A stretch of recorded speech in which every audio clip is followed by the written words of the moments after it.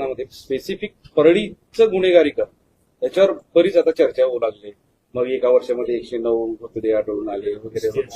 तर एक तुमची एक सामाजिक जबाबदारी म्हणजे मला ते आकडे माहित नाहीयेत. म्हणजे पण ही गुन्हेगारी खरंच परळीतच स्पेसिफिक असं झालंय का, काही नंबर्स का, त्याच्याबद्दल तुमचं मत? मला ते नंबर्स माहित नाही का. नंबर जाऊ द्या, पण हे गुन्हेगारीकरण बीडमध्ये नाही, फक्त परळीमध्ये आहे. बीड बदनाम कुठेतरी परळीला बदनाम करण्याचं देखील असं आहे का? नाही, त्यांच्यामुळे तर बीड बदनाम झालंच आहे ना. कारण शेवटी या विषयाचं ज्या पद्धतीने मांडणी झाली आहे राज्यभरामध्ये, त्याच्यामुळे राजकीय भूमिका न घेता जर ह्या विषयाकडे संवेदनशीलतेने बघितलं असतं तर असं झालं नसतं.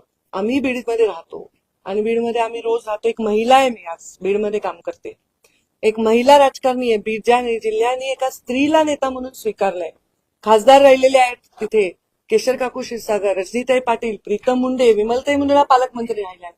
मला वाटतं ज्या जिल्ह्यामध्ये लोक इतके स्वाभिमानी आहेत की सगळ्यात कष्टाचं जीवन असणारे ऊस तोडणारे माणसं मायग्रेट होऊन बाहेर काम करतात, त्या जिल्ह्याचे स्वाभिमानी असते ना. नाही तर दरोडे करायला गेले असते लोक, काम करायला कशाला गेले असते बाहेर. त्या जिल्ह्याच्या विषयी अशा घटनेने तो जिल्हा बदनाम होत असेल तर माझ्याकडे आता म्हणजे आरटीआय मधून प्रत्येक जिल्ह्यातल्या घटनांचा आढावा आहे. मला माहितीये की पुणे जिल्ह्यात किती घटना घडल्यात. अजूनही मुळशी पॅटर्नच्या हत्या चालू आहेत.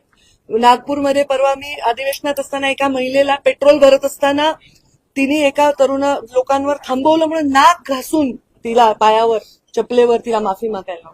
अशा अनेक घटना राज्यभर घडत आहेत आणि म्हणून ही घटना निर्घृण आहे. तिचा आम्ही तीव्र निषेध केलेला आहे, वेळोवेळी केलेला आहे.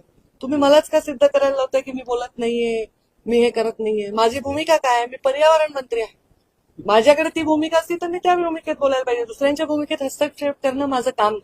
आणि माझे मुख्यमंत्री जेव्हा विधानसभेत शब्द देत आहेत त्याच्यानंतर परत परत मी त्या विषयाला फार वेगळ्या पद्धतीने हवा देणं हे योग्य असं वाटत नाही. बीड जिल्ह्याला बदनाम आम्ही नाही करत. बीड जिल्हा कुठं बदनाम करावं? फक्त परळी पॅटर्न म्हणतो आम्ही, परळीचा पॅटर्न, बीड जिल्हा नाही. बीड जिल्हा आमचा, आम्ही शाबित आहोत, आमचं व्यवस्थित चाललंय. आम्हाला परळीवाल्यांचा काही संबंध नाही.